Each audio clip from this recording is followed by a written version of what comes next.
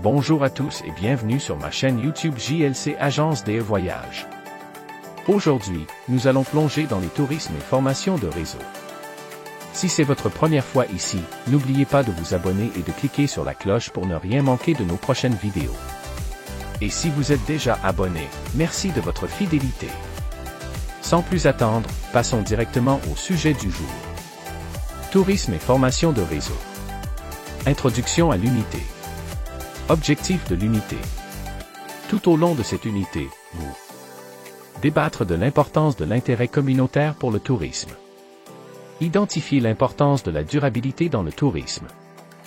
Discuter de l'importance du système national d'unité de conservation de la nature. Introduction à l'unité. Avez-vous déjà exercé une activité touristique et réalisé qu'il existait un réseau de coopération derrière cela? Avez-vous remarqué que, pour certaines communes, le tourisme est l'une des seules activités économiques qui favorisent les moyens de subsistance de la population?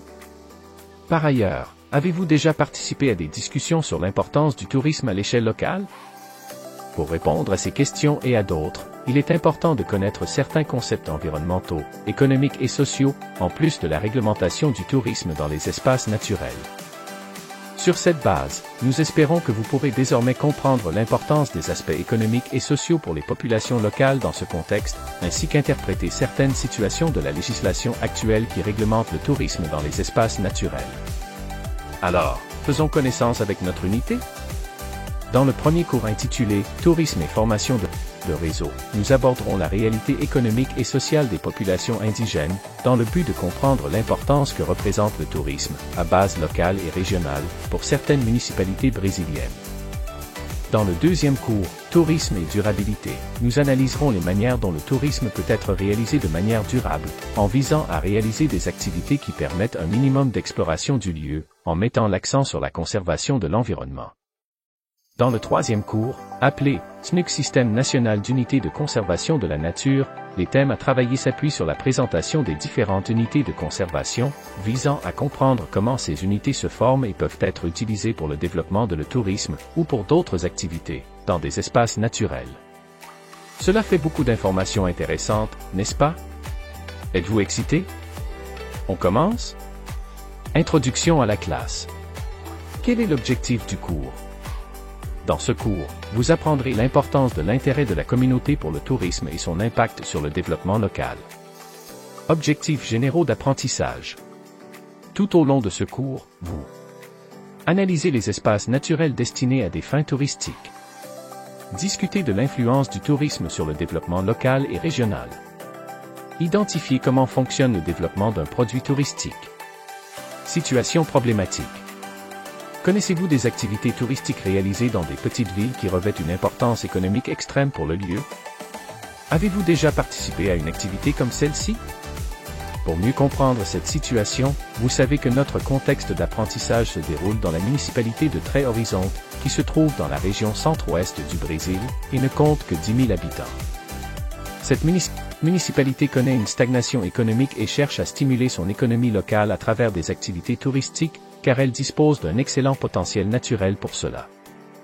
Dans ce contexte, vous, qui êtes également propriétaire de l'entreprise Turistando, avez remporté l'appel d'offres municipal et avez été engagé par la mairie pour analyser comment la municipalité pourrait bénéficier des activités touristiques, car elle possède de nombreuses potentialités telles que des cascades, des rivières avec des eaux cristallines et des paysages enchanteurs.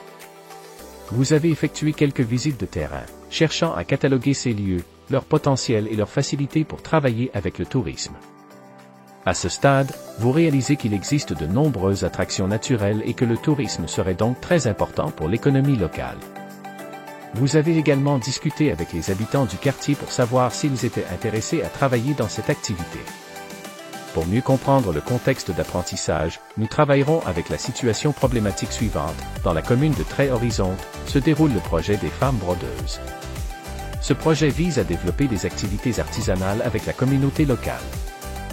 Lors de réunions tenues une fois par semaine, une participante a déclaré que vous vous rendiez sur sa propriété, une petite ferme de 2 acres. Les autres participants ont également commenté leur visite et le sujet s'est élargi. Beaucoup avaient bon espoir quant à leurs idées et cherchaient à comprendre comment les activités touristiques pourraient améliorer la réalité économique de la municipalité. Il y avait beaucoup d'informations et vous avez été appelé dans le projet pour clarifier et discuter. Vous avez remarqué que la population était disposée à créer des réseaux de coopération pour faire de l'activité un succès, où chaque famille pouvait se spécialiser dans une activité à offrir. Partant de là, vous avez réalisé qu'il fallait proposer des actions pour favoriser le développement local, basé sur le tourisme. Les participants ont demandé à quoi ressemblent ces réseaux. Que peut développer chacun pour dynamiser l'économie locale? Quels endroits peut-on rechercher pour obtenir des conseils sur la formation de réseaux?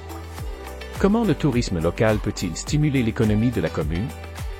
Qui peut nous guider sur la marche à suivre? Pour répondre à ces questions et à d'autres, nous vous invitons à commencer ce cours. Consacrez-vous à vos études, car elles constituent une partie essentielle de votre apprentissage professionnel. Allons-y. Espace naturel à vocation touristique. Le Brésil, en raison de l'exubérance de son écosystème, possède des espaces naturels qui peuvent être largement utilisés à des fins touristiques. Certaines régions, dotées d'attraits naturels exclusifs ou présentant un intérêt touristique particulier, peuvent accueillir des touristes à la recherche de ces potentialités. Cette situation peut engendrer des impacts positifs et négatifs. Comme impact positif, on peut citer l'injection de ressources financières dans le site, l'augmentation de la demande de certains services, tels que les guides touristiques, les éducateurs environnementaux, ainsi que l'hébergement et les hôtels, les services de transport, entre autres. Comme impact négatif, on peut citer la mauvaise répartition des ressources financières générées, qui pourraient ne pas bénéficier pleinement et également aux acteurs des activités touristiques.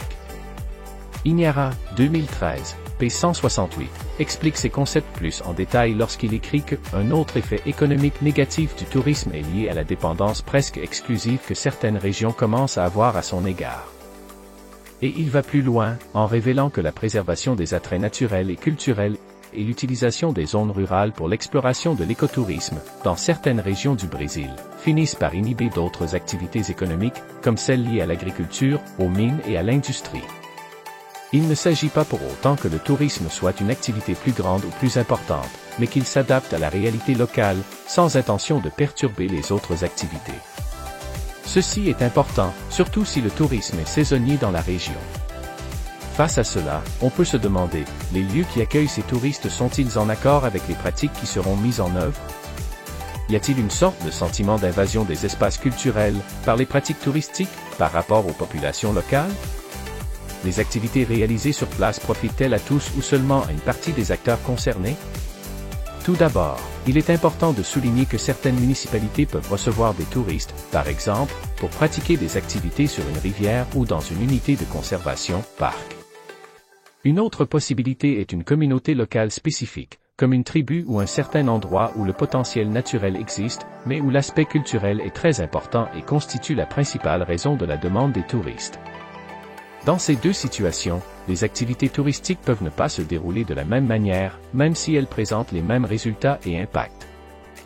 Lorsque vous visitez un parc, vous pouvez acheter des collations ou quelque chose à manger en ville, vous pouvez chercher un hôtel pour passer la nuit et continuer votre randonnée à proximité ou même sortir dîner, même si c'est dans un petit restaurant de la ville où je reste.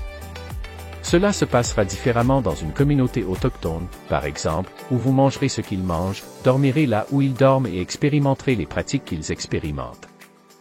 Pour Costa, Melo et Pimenta, 2017, les petites communes présentent des déficits plus importants en matière de sous-emploi et de chômage, ce qui entraîne directement des difficultés économiques et sociales.